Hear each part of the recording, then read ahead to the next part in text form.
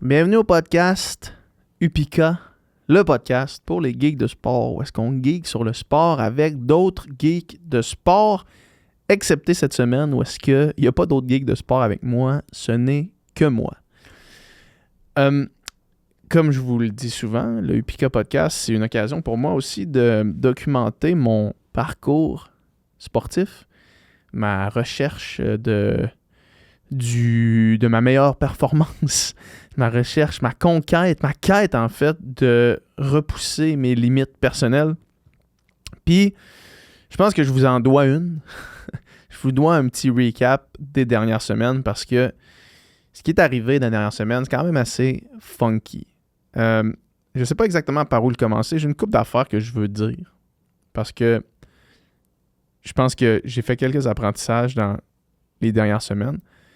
Et il y a quelques affaires que je veux dire, mais j'ai pas de plan précis pour le podcast. Fait que je vous demande d'être indulgent et de me suivre à travers cette réflexion à voix haute que je vais faire avec vous. La semaine passée, en fait, je vais reculer plus loin que ça. À un moment donné, au milieu d'été, je me suis fait contacter pour participer au marathon de Québec. Parce que c'est un marathon dans ma ville, évidemment. Les événements Je cours Québec, c'est toujours incroyable. Puis, c'est toujours super bien organisé. L'ambiance est toujours au rendez-vous. Et Je cours Québec m'a contacté en disant hey, « ça te tente-tu de participer au marathon? » Puis moi, étant quelqu'un qui s'entraîne beaucoup, un marathon, c'est pas une distance qui me fait peur, un marathon sur route. Là. Je sais que demain matin, peut-être pas demain matin, vous allez comprendre pourquoi je dis ça maintenant, mais je sais que j'étais capable de faire un marathon sur route, puis c'était pas là la question. Fait que je me suis dit, OK, cool, je vais le faire parce que dans le deal pour aller au marathon, ben, j'avais aussi une carte cadeau pour aller à un restaurant vegan à Québec. Puis je pouvais, j'avais une chambre d'hôtel. Fait que je me suis dit, je vais me passer un bon petit week-end à Québec. Je vais faire un marathon, je vais me promener, je vais avoir du fun dans les rues de Québec.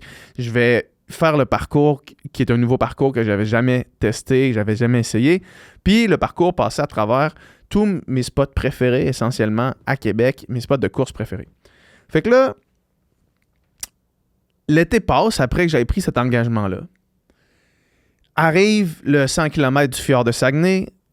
Ceux qui écoutent le podcast, puis si vous êtes en ce moment en train de m'écouter parler, vous avez peut-être écouté ou sûrement en fait entendu mon podcast dans lequel j'annonçais la fin de ma carrière d'Ultra Trail suite à mon DNF au 100 km du fjord du Saguenay. Je ne vais pas revenir là-dessus, c'est passé. Sauf qu'à partir de ce moment-là, jusqu'au marathon de Québec, qui était à peu près 1 mois et demi, j'ai commencé à faire du vélo.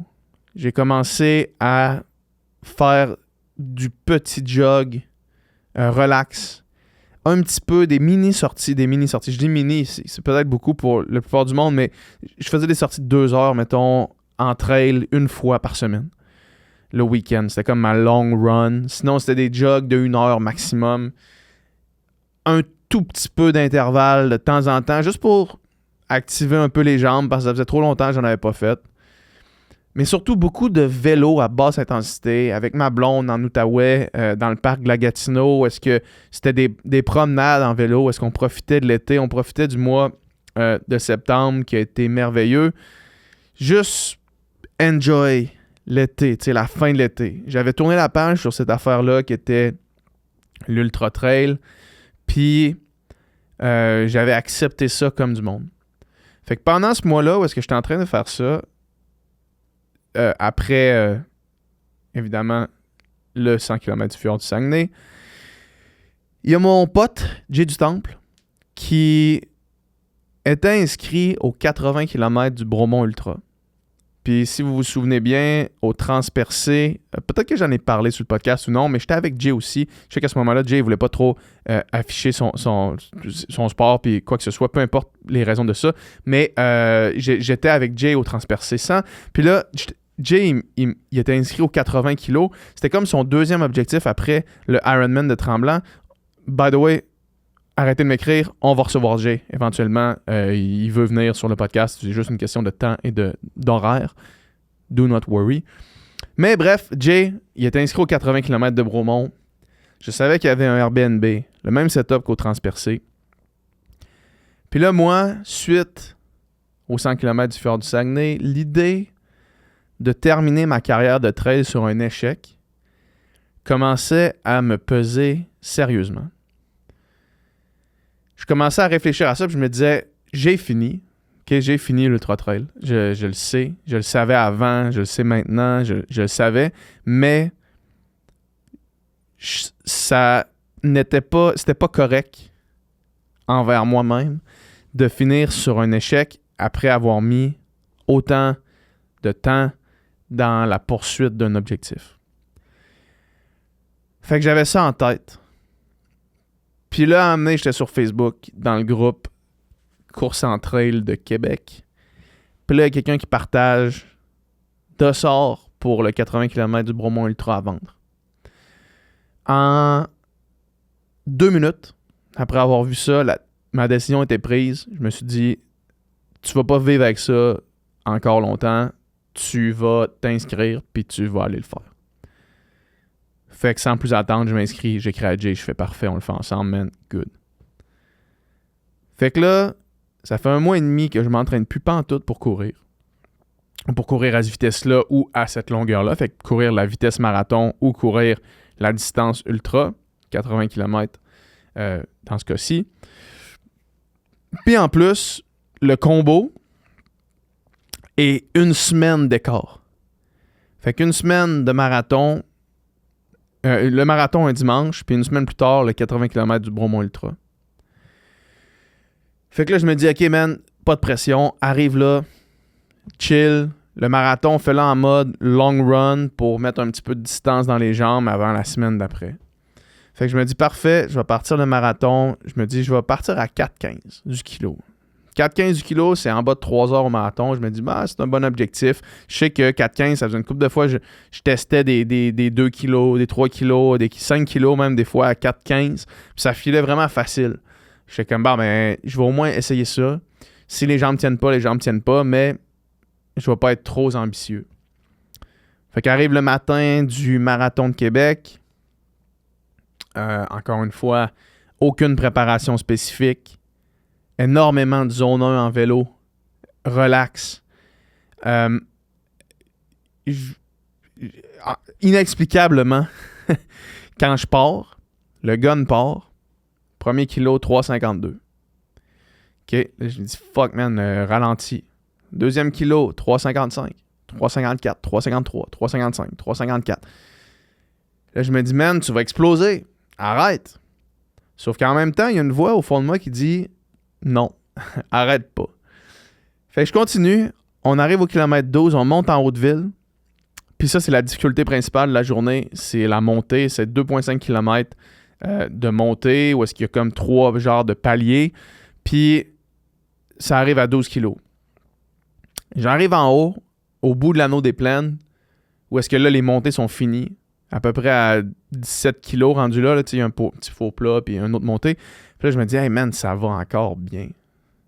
T'es en feu. Puis tes jambes filent bien. T'as une bonne journée. Puis ce pace-là, c'est un pace de PB.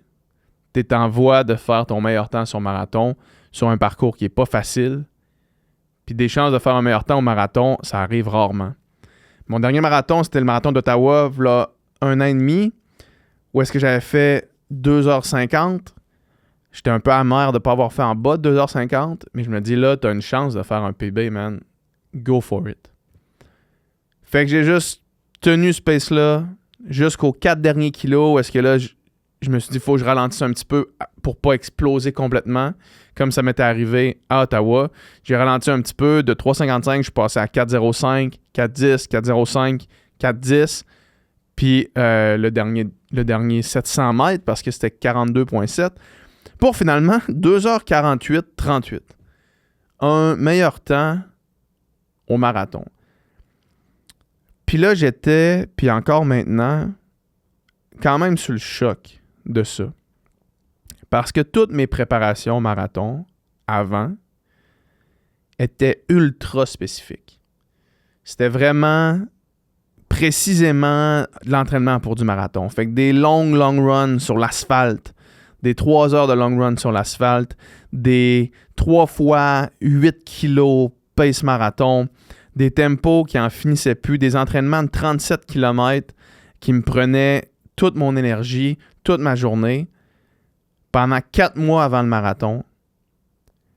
Puis là, ce que je venais de faire, c'était 1 mois et demi de zone 1, super relax, en vélo, à checker le paysage avec ma blonde. C'était des jogs après une journée de travail juste pour bouger les jambes. J'ai fait honnêtement 4 trainings d'intervalle, dont 2 sur tapis. Puis ça l'a jamais dépassé 10 km de tempo.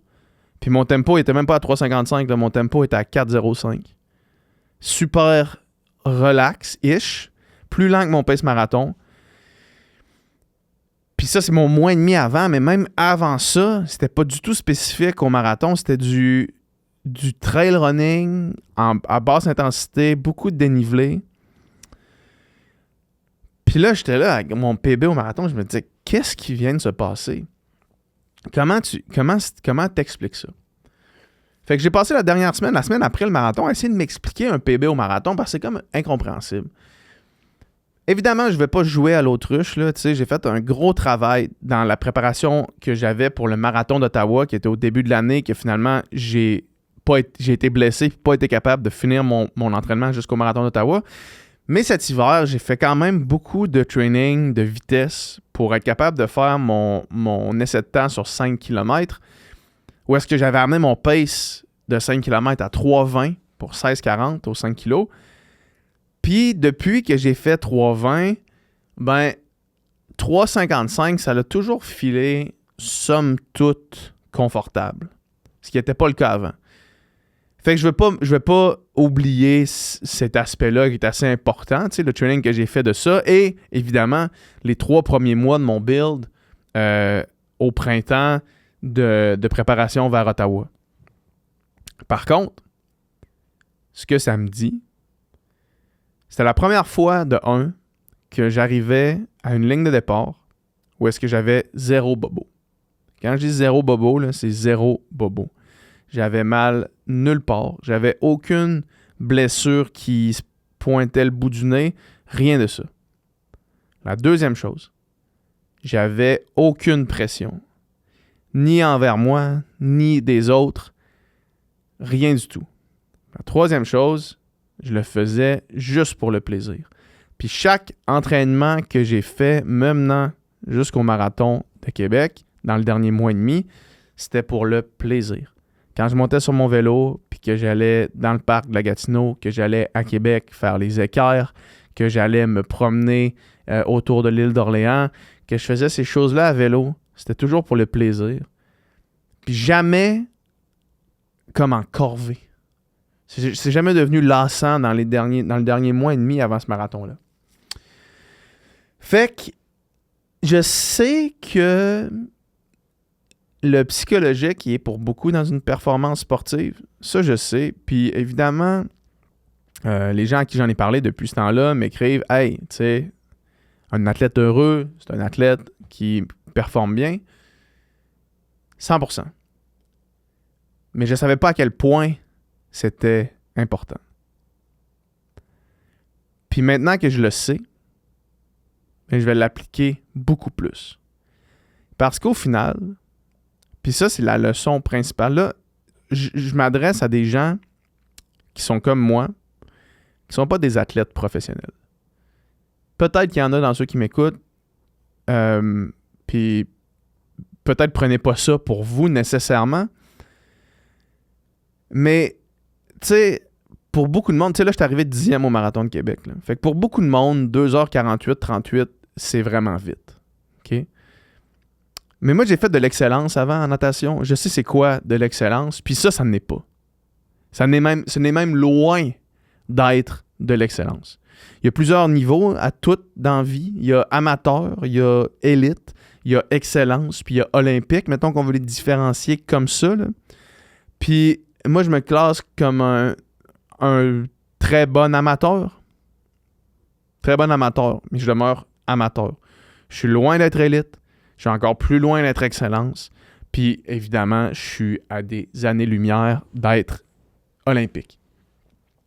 Fait que pour des athlètes qui sont sérieux, comme moi je le suis, les gens qui écoutent le podcast, vous l'êtes aussi parce que vous passez 1 heure à chaque 2 semaines à m'écouter, moi, parler de trucs, de gigs, de sport. On est probablement des athlètes sérieux, mais très amateurs. Ou du moins, pas nécessairement très amateurs. Je sais pas pourquoi j'ai dit très, mais des athlètes sérieux, amateurs. Puis c'est bien correct. Sauf que à ce niveau-là, on n'est pas obligé d'avoir tous les œufs dans le même panier pour performer au meilleur de nos capacités. Puis c'est ça que j'ai réalisé avec le Marathon de Québec. Tu as juste besoin d'être bien, d'être fit. Fitness, c'est de la fitness. Je veux dire, la zone 1 que j'ai faite en vélo, là, ça a développé ma zone aérobie grandement, énormément, en évitant les blessures. J'ai passé beaucoup de temps sur mon vélo, des 3 heures par jour des fois, à développer ma zone 1, mais juste dans le plaisir. Fait que cette zone 1-là, l'aérobie, était là, était développée.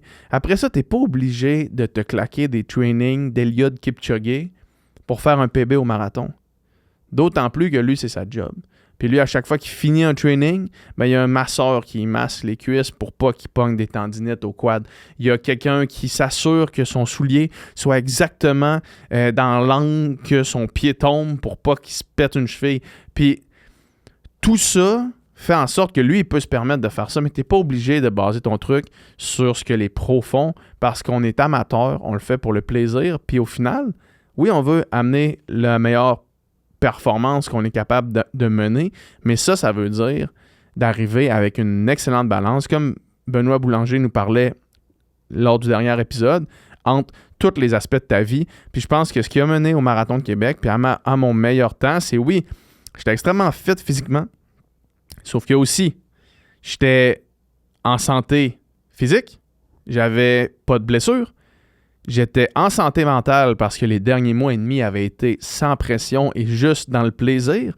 Puis finalement, au niveau de la nutrition, ben même que je vais en parler dans 1 seconde, là, mais c'était vraiment parfait. Fait que tout ça ensemble a fait un personal best, un PB au marathon, dans une épreuve où est-ce que plus, évidemment, tu vas vite, plus les secondes et les minutes sont difficiles à aller chercher. Tu sais, veux pas, là, c'est 3 secondes par kilomètre de plus vite que mon pace de mon ancien PB. C'est gros, là, rendu là. C'est des secondes qui sont tough à aller chercher. Puis pourtant, j'ai fini la course tellement plus en forme qu'à Ottawa. À Ottawa, quand j'ai traversé la ligne d'arrivée, il y a quelqu'un avec une chaise roulante qui est venu vers moi parce qu'il pensait que j'allais tomber. Et comme de fait, j'aurais probablement pu m'asseoir dans la chaise roulante parce que je suis juste tombé un petit peu plus loin dans le gazon. Là, je suis arrivé, il y avait Guillaume Rioux, il y avait Marc, il y avait Marco qui était là, il y avait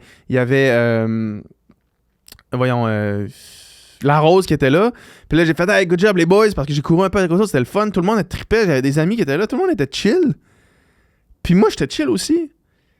Puis après avoir fait une meilleure performance au marathon. Fait que tu sais, des fois, la vie, c'est fou. Puis honnêtement, plus je progresse dans ça, plus je parle à des gens. Puis le podcast avec Ben, qui est sorti la semaine passée, allez l'écouter si vous ne l'avez pas écouté encore. Là. Mais c'est vraiment une mine d'or pour exactement ça. Un athlète heureux qui est en équilibre dans toutes les sphères de sa vie, c'est le best. L'autre affaire que j'ai faite, puis là, c'est la nutrition que je parlais pour le marathon. Là, on parle encore du marathon. C'est que j'ai carb loadé comme un porc. Comme un fou.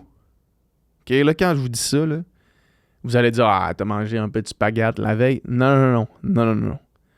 J'ai descendu des litres de liqueur puis des jujubes. Parce que le raisonnement étant, si tu manges plein de carbs, mais sous forme de fibres, les pâtes, du riz, des trucs comme ça, c'est des trucs qu'il va falloir que tu évacues le lendemain, sous forme de numéro 2, essentiellement. Là, ce que je dis là, c'est zéro scientifique. Il n'y a aucune preuve de ça. Je vais juste vous dire qu'est-ce que moi, je feel. Okay? Mais quand c'est de la liqueur, c'est des carbs à côté, ultra dense. Des jujubes, c'est ultra dense. Puis, tu fais pas juste te remplir le ventre avec des affaires.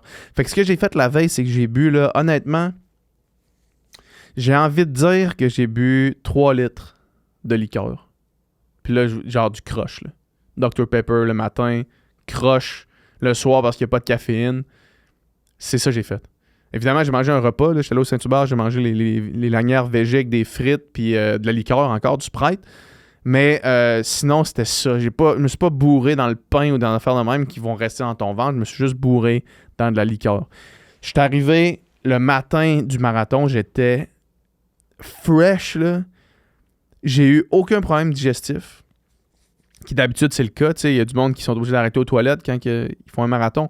Mais j'ai aucun problème. J'ai pris un gel Morten au début. Puis à tous les 20, avant de partir, là, quand il restait 30 secondes au truc, ou 1 minute en fait, avant de partir, et à tous les 20 minutes jusqu'à la fin. Puis honnêtement, j'ai eu de l'énergie jusqu'à la fin. J'ai senti que j'étais top jusqu'à la fin. Mes réserves étaient pleines de la veille, puis j'ai fuel comme un chef pendant tout le marathon. Chaque fois qu'il y avait des ravitaux, je prenais un verre de Gatorade, un verre, c'est genre une mini... Voyons, excusez-moi, parlant de manger, je gère en ce moment. Fait que j'ai pris un verre de Gatorade, une mini gorgée de Gatorade, puis de l'eau, un verre d'eau, une mini gorgée d'eau à tous les ravitaux. Mais sinon, Morten 100, fait que le Morten avec 25 grammes de glucides dans le fond, le Morten 100 calories, à chaque 20 minutes pendant tout le marathon, puis ça a été A+. Ça, c'est au niveau de la nutrition. Fait que c'était mon apprentissage du marathon. C'est comme, OK, dans le fond, t'es pas obligé de te remplir le ventre pour carb load. Tu peux juste te remplir de carbs sans être obligé de manger du solide. Puis ça a été quand même un bon game changer dans mon approche pour le marathon. Puis encore une fois, je fais un autre shout-out à Ben. C'est lui qui m'a dit ça. Qui m'a dit, pourquoi tu peux prendre genre du Gatorade, du Pika, évidemment. Pika? C'est du Pika, il faut prendre les noms du Gatorade. Mais tu peux prendre du Pika pour avoir tes électrolytes la veille. Puis, fait que j'ai pris du Pika, puis j'ai aussi pris de la liqueur. Parce que amener des électrolytes, je voulais pas nécessairement des électrolytes à l'infini. Fait que la liqueur, c'est juste des glucides. Puis aussi, le matin, avant ma course, j'ai mangé 2 bagels. Parce que c'est super dense aussi. Puis, j'ai bu une gourde dans laquelle j'avais 2 scoops de Upika Endurance. Un Endurance Plus et un Endurance. Fait que j'avais 100 mg de caféine. J'avais 50 g de carbs, plus 2 fois les électrolytes du Upika. Puis en plus de ça, puis là, je vous donne une genre d'exclusivité sur quelque chose que j'ai pas vraiment de date précise. On a un produit qui s'en vient qui n'est que des carbs. Fait qu'il n'y a rien d'autre. C'est le même mélange de carbs que le Upika Endurance. Fait qu'il se digère super bien. Il n'y a pas de goût, en fait, dans cette affaire-là. Fait que c'est juste des carbs. Fait que là, dans ma bouteille, j'avais 100 grammes de carbs, 2 fois les électrolytes du Pika, 2 fois la taurine du Pika, puis 100 mg de caféine. J'ai bu ça pendant 1 heure, l'heure et demie avant le départ du marathon. Pour mon hydratation, mes électrolytes, puis des carbs en plus. J'étais loaded de carbs, je vous le dis, là, comme jamais. Puis j'ai eu aucun problème de digestion, j'ai eu aucun problème de rien pendant tout mon marathon. Prendre une petite gorgée d'eau. Donc, après le marathon, j'étais sous le choc. Mais comme j'expliquais au début, il y avait un autre bon objectif qui s'en venait. Puis c'est important pour moi de ne pas en parler, de cet objectif-là, du 80 km de Bromont. Parce que je voulais juste le faire pour moi. Je voulais qu'il soit pour personne d'autre. Je voulais devoir de compte à personne. Fait que, dimanche, là, ça fait 2 jours. Dans la nuit de samedi à dimanche, le cadran était à 1 heure. Jay et moi, on est partis de notre Airbnb à Sutton pour aller prendre le départ du 80 km du Bromont Ultra sous la pluie dans le noir. Ce que j'avais détesté du 5 km. Excusez-moi. Comme vous pouvez voir, j'ai skippé cette nuit-là, puis j'étais encore pas top là, au niveau de la forme. Là. Mais ce que j'avais vraiment détesté au 100 km du Ultra du fjord du Saguenay, puis il faudrait voir une année où est-ce qu'il n'y a pas de la pluie tout l'été, là, mais c'était pas courable. C'était vraiment ça mon problème avec la place. C'était pas courable parce que tout était des trous d'eau. Je sais pas si c'est comme ça quand il n'y a pas d'eau, j'ai aucune idée. Okay? Mais les 30 premiers kilos, c'était juste des trous d'eau qui ne couraient pas, puis ça me faisait vraiment chier. Puis c'était ça que j'aimais pas, j'étais pas capable de courir. Fait que là, aussitôt que l'Ultra de Bromont a commencé, je courais. Puis non seulement je courais, mais j'étais bien. Puis là, j'ai fait, OK, non, même s'il pleut à verse, même s'il fait froid, même si t'es détrempé, t'es dans le noir, tout seul dans la nuit, t'as du fun parce que tu cours. J'ai fait, OK, celui-là, je l'ai fini. Là, je le savais. Après 8 kilos, là, j'étais comme, non, celui-là, tu le finis, c'est sûr. Fait que, continue la course, ça se passe bien. Descends le premier pic. Je vais pas tout repasser, là, mais je m'étais donné quelques conseils du genre, garde ça relax au début, cours quand tu peux courir, marche quand tu es obligé de marcher. Puis, ça s'est avéré que j'ai couru, là, les premiers 60 km, je courais tout. Je courais presque tout. Il y a une montée que j'ai pas couru. Quelques petits pitchs à des places ici et là, mais sinon, je courais les faux plats montants. Je courais même les montées douces, appelons ça comme ça. Il y a une section, c'est comme l'érablière. Là. J'ai couru toute cette section-là sans aucun problème. Les pulsations restaient basses. Je réussissais à bien manger. Je réussissais à vraiment comme... j'étais encore, évidemment, du Upica dans toutes mes bouteilles. J'avais le 25 grammes du Upica Endurance, Upica Endurance Plus l'autre côté, plus 25 grammes de juste le produit glucides, juste le produit de carbs qui s'en vient éventuellement. Fait que 50 grammes de carbs dans chacune des bouteilles, plus un gel Morten à tous les 30 minutes, à tous les demi-heures. Puis à l'heure, dans le fond, je prenais une barre solide. Fait que j'ai pris les barres de... une barre... voyons comment ça s'appelle. La compagnie qui fait une chrono bar. Bonne barre, dans le fond. Puis évidemment, sachez que j'ai un conflit d'intérêt quand je parle de la qualité des produits de nutrition, là, parce que on est au podcast Upica, c'est ma compagnie. Évidemment que je vais prôner Upica comme étant la meilleure solution. Vous comprenez, mais je vais quand même être honnête avec vous autres. Les barres chrono, une bonne barre qui se mangeait quand même bien. Fait que au 30 minutes, Morten, barre solide, chrono, Morten, barre Cliff. La barre Cliff, aux 2 heures dans le fond, elle t'a fait 4 heures. Après ça, la deuxième barre Cliff que j'ai mangée, j'ai fait « fuck, man, c'est la dernière barre Cliff. » Puis là, c'est là que ça a chié un peu parce que j'ai pris un gel Recarb à la mangue et érable. Puis aussitôt que je l'ai mis dans ma bouche, j'ai eu mal au cœur. Je sais pas si c'est lié au gel ou au fait que le gel, ça faisait vraiment longtemps qu'il traînait chez nous parce que je me l'étais fait donner dans un sac cadeau d'une course que je me rappelle même plus quand, tellement ça fait longtemps. Fait que, sous toute réserve, là, c'est pas une critique envers les gels Recarb, je fais juste vous dire que celle-là, quand il a touché ma bouche, j'ai fait « Oh! » Puis là, j'ai eu un mal de cœur qui est resté du kilomètre 55 jusqu'au kilomètre à peu près 75. Fait que là, ça a été vraiment le challenge. Là, où est-ce que là, j'étais comme « Fuck, faut que je continue à manger parce que c'est le moment le plus important de ma course. » Mais en même temps, j'ai l'impression que je vais puker à terre. Ça a été la fine ligne.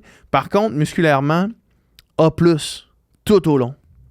Il y a une longue section de 8 km sur des genres de terre qui roulaient vraiment beaucoup, sur des chemins de terre, dans le fond. Dans le canton de l'Est, c'était super beau. Il pleuvait un peu moins. Puis ce 8 km-là, il a comme passé... je m'en rappelle quasiment plus tellement il a passé facilement puis vite. Ça a été vraiment une belle expérience. Rendu là, j'ai comme zoné out complètement. Puis après ça... Ça a commencé, comme je disais, quand j'ai commencé à avoir mal au cœur au kilomètre 56. Là, j'ai un peu moins mangé. Fait que quand je suis arrivé au dernier ravito, au kilomètre 67, le dernier ravito où est-ce qu'il y avait plus que juste de l'eau, au kilomètre 67, j'étais un peu paf. J'étais genre dans ma tête un peu. Et le monde disait mon nom. Puis j'entendais genre... J'entendais juste ça. J'étais comme étourdi. Je savais pas trop... quoi faire, en fait. Fait que j'ai juste marché au fond. Je me suis assis sur une chaise. Puis là, j'ai bu 3 grands verres de Coke. Je me suis relevé. J'avais un Morten 160. Fait que c'est les nouveaux gels Morten qui sont vraiment plus longs puis plus denses. J'ai rempli mon Upica de chaque côté. Je suis parti en marchant. En marchant pendant à peu près 200 mètres, j'ai mangé mon gel Morten. Puis là, je me suis dit, OK, man, t'es rendu trop proche. Tu te rends. Genre, peu importe ce qui se passe. Puis là, les kilomètres ont été lents, ont passé... Ben, ils n'ont pas été si lents que ça en termes de temps, mais ils ont passé d'une lenteur là, suprême. Chaque kilomètre était vraiment un struggle. Puis là, à un moment donné, je me suis dit, il faut que tu arrêtes de compter, dans le fond. Fait que fais juste, tu penses plus à rien. Tu n'as plus le droit de penser à rien. Je me suis dit ça à moi. Tu n'as plus le droit de penser à rien tant que tu n'arrives pas au kilomètre 80 sur ta montre parce que je savais que ça allait me rendre à 82 à la fin de tout ça. Fait que je fais tant que tu n'es pas au kilomètre 80 sur ta montre, là, shut the fuck up. Tu fermes ta gueule, man. Tu continues. C'est ça que j'ai fait.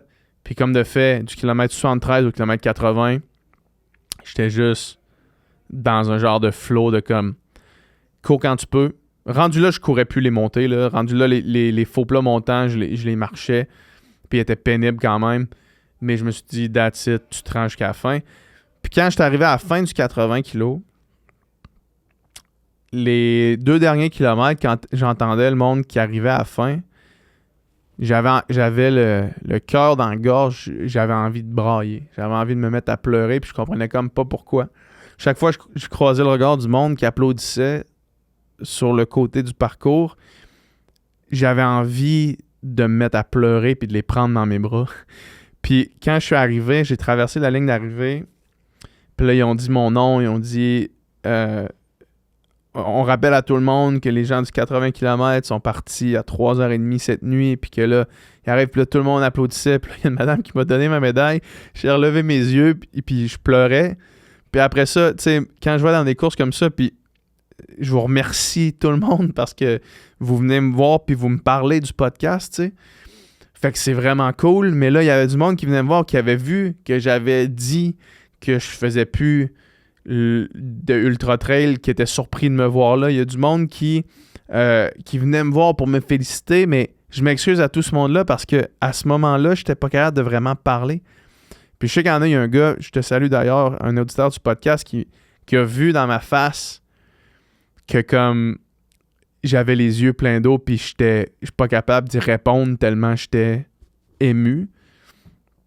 Qui m'a quand même juste tapé dans le dos. Il a dit « Good job, man, il y a de quoi le fier. » Puis là, je suis parti parce que il y avait personne, tu sais, je l'avais dit à personne, même ma famille. Je pense qu'il y avait juste ma soeur, une de mes soeurs qui savait que je faisais ça.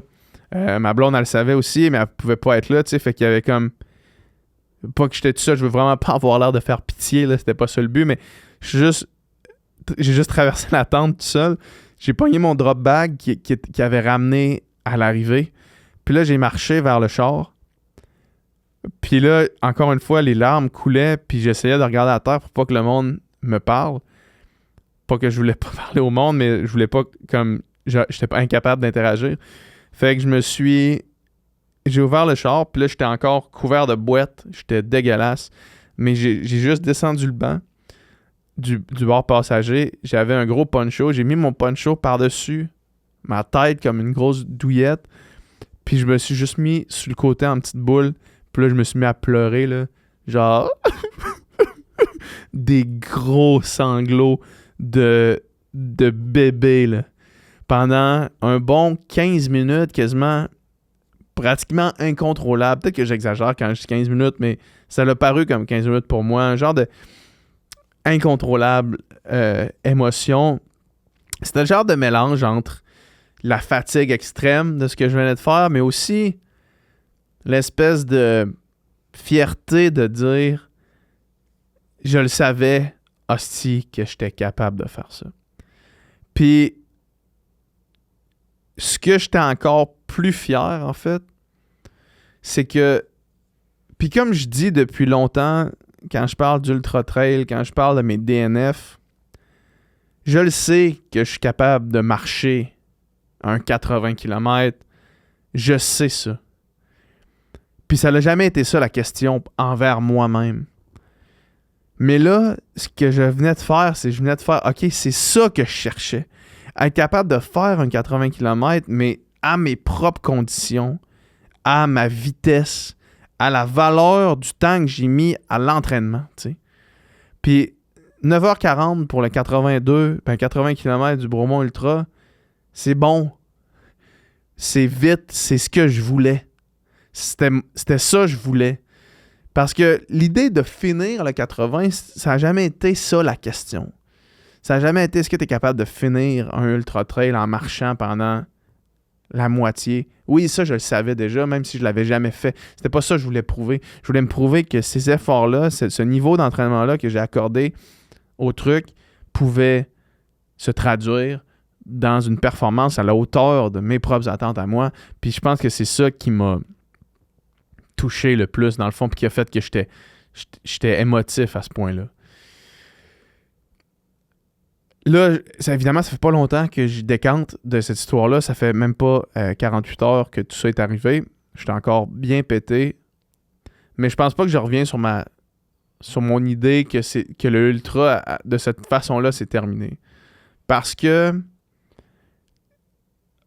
honnêtement, j'étais allé vraiment loin dans le dernier 10 kilos, puis je sais pas si ça me tente de remettre autant de temps pour refaire quelque chose de même ou continuer à m'améliorer, parce que je pense pas que j'ai aimé ça assez. Comme c'était vraiment le fun, le sentiment de traverser la ligne d'arrivée et d'avoir accompli mon objectif, ça c'était vraiment le fun, mais pendant, faut que j'avoue que j'ai pas eu beaucoup de moments où je me suis dit hey, ça c'est l'affaire, ça c'est la vie. Genre. Versus quand j'étais au Marathon de Québec, puis qu'à un moment donné, j'étais arrivé derrière La Rose puis Marco, puis que j'ai fait les gars, genre, je viens de vous rattraper, je peux-tu courir avec vous autres? Ils ont fait, ah ouais, let's go. Puis là, on courait dans les rues magnifiques de la ville avec des vues comme le fleuve, puis que c'était de la vitesse. On courait vite. On était sur un pace. Puis là, j'étais comme, ah yeah, là, ça, c'est le fun, genre. Ça, je l'ai vraiment senti la semaine avant. Puis pendant le 80, j'ai jamais senti cette euphorie-là. J'ai jamais senti de... Je sais pas si je veux dire, j'ai jamais senti de réel plaisir. Parce que je sais pas si c'est vrai. J'ai eu du fun, mettons, à arrêter au ravito puis à faire des jokes avec les bénévoles qui étaient là puis qui voyaient bien que ça se pouvait pas être dans la nuit à 1 heure, à 3 heures de la nuit dans le noir avec de la pluie puis tout, puis qui nous voient manger des bananes, faire un peu de jokes, remercier le monde. Ça, c'est le fun, tu sais, les interactions avec les gens. Mais quand t'es tout seul dans le bois, à grinder puis à être dans une zone inconfortable, à glisser, tu sais, je me suis pété tout le côté gauche, à glisser sur des roches, à glisser dans la boîte. Je pense pas que j'ai eu du plaisir à proprement parler. Ne serait-ce que la gratitude de terminer, mettons. Puis aussi tout ce qui entoure le moment de courir. Fait que mon week-end avec mon ami Jay, la célébration après la course, la gratitude maintenant de l'avoir accompli. Puis la préparation aussi, tu sais, préparer ton stock, tout ça, c'est quand même le fun. Mais c'est rien que le marathon me procure pas. Puis je pense pas que c'est assez pour contrebalancer le 9h40 que j'ai passé à, de 1, skipper une nuit complète, de 2, me faire payer musculairement au point de comme... Ça, c'est peut-être le genre de truc qui va venir me rechercher quand je vais avoir 60 ans. Fait que, tu sais, je pense pas que je reviens sur ma décision que c'est fini. Je suis juste vraiment content de pas avoir terminé sur un échec, en fait. C'est surtout ça, le truc. C'est surtout ça l'affaire qui me marque beaucoup dans ce 80 km-là, en fait. Je pense. Puis encore une fois, tu sais... tout le monde qui m'écrit « t'avais pas dit que t'arrêtais, blablabla ». Oui, tout à fait. Puis ça, c'était pas un retour sur ma décision d'arrêter. C'était plus, je pense, une meilleure façon d'arrêter. Je pense. Encore une fois, vous suivez mon parcours, vous savez que j'évolue constamment dans mes pensées et dans mes trucs. Peut-être que l'année prochaine, ça va me reprendre de faire une affaire de même. Si c'est le cas, on verra. On verra en temps et lieu. Juste un petit mot sur la nutrition aussi, là, je vous ai parlé de mon plan pendant, mais j'ai décidé de refaire exactement la même chose que j'avais fait avant le marathon, avant le 80. Fait que la veille, du matin au soir, j'ai bu de la liqueur, dans le fond. Carrément. J'ai bu de la liqueur toute la journée, j'ai mangé des bonbons, 2 sacs de bonbons pendant toute la journée. Évidemment, j'ai pris un souper standard, là. Un souper, c'était du tofu Général Tao avec du riz. Puis le matin même, puis là, honnêtement, j'ai dû boire, encore une fois, 3 à 3 litres et demi de liqueur, 2 sacs de bonbons, des carbs super denses, je sais pas si c'est la chose à faire. J'ai aucune idée. Je suis pas un nutritionniste qui vous recommande de faire ça, là. Faites vos propres recherches comme ils disent, ou consultez un nutritionniste. On en a reçu sur le podcast, vous avez des références. Allez consulter un nutritionniste qui va vous dire possiblement de ne jamais faire ça parce que c'est débile de faire ça. Je vais juste vous dire qu'est-ce que moi j'ai fait. Fait que c'est ça. 3,5 litres de liqueur pratiquement. Du crème soda en après-midi parce qu'il n'y a pas de caféine. Des jujubes à côté. Un souper solide. Puis le matin en me réveillant, la même bouteille que j'avais faite. Fait que la bouteille avec un scoop de Upica Endurance Plus, un scoop de Upica Endurance, 2 scoops du nouveau produit à venir qui est juste des glucides, dans 650 ml d'eau, fait qu'une bouteille complète avec 100 mg de caféine. Excuse-moi. Une bouteille complète avec 100 g de glucides, et oui, 100 mg de caféine aussi. Puis 2 bagels le matin. 2 bagels de raisin cannelle. Pour ceux que ça intéresse. Fait que c'est ça que j'ai fait. Ça a marché encore à merveille. Aucun problème de digestion, de maux de ventre. J'étais obligé d'arrêter aux toilettes à 35 kilos, mais il y avait, tu sais, c'était pas genre faut que j'aille chier absolument, je vais me chier dans les culottes. C'est genre, il y a une toilette là, je vais en profiter pour aller à la toilette puis continuer de suite. Puis c'est ça que j'ai fait, puis il n'y a eu aucun problème de digestion, aucun maux de ventre. J'ai eu mal au cœur. Je sais pas si c'est à cause de ce gel-là, peut-être que ce serait arrivé avec n'importe quoi d'autre, mais c'est vraiment arrivé précisément à ce moment-là, fait que je crois que ça y est pour quelque chose, sous toute réserve, parce que si ça s'était pas arrivé, j'aurais pu continuer ma stratégie de nutrition avec les Morten puis les gels solides, là. J'aurais juste pas dû décider de passer le gel qui était au fond de mon tiroir depuis 1 an et demi, là, tu sais, ça, comme, probablement que c'était pas le bon move, là. Mais ceci étant dit, Upica dans chaque bouteille, puis c'était honnêtement tout le monde à qui j'en parle. Merci à tout le monde aussi, by the way, qui était au Bois-Mont Ultra, qui courait avec du Upica. Il y a plein de monde qui m'en ont parlé avant le départ, pendant la course. Des fois, on dépassait du monde du 25 km qui me disait « Hey, je cours avec ton affaire, c'est parfait, man, let's go. » Puis tout le monde qui m'en parle dit qu'il n'y a aucun problème digestif, aucun mal de cœur. Écoutez, à un moment donné, là, c'est plus moi qui va preacher. Puis vous allez l'essayer. Parce que je sais que c'est pas tout le monde qui écoute le podcast qui l'a essayé. Je le sais. Je le sais. Je vois les statistiques. Je le vois le nombre de clients. Je le vois le nombre d'auditeurs du podcast. Qu'est-ce que vous faites? C'est un game changer, je vous le dis. Je vous le dis. OK? Fait que, c'est ça. C'était mon recap de ce que j'ai appris dans les dernières semaines. J'espère que vous pourrez en tirer vos propres apprentissages. Puis, tu sais, tout ça, c'est un processus qui continue d'évoluer. Fait que c'est ça, je suis content que vous soyez là pour le faire évoluer avec moi.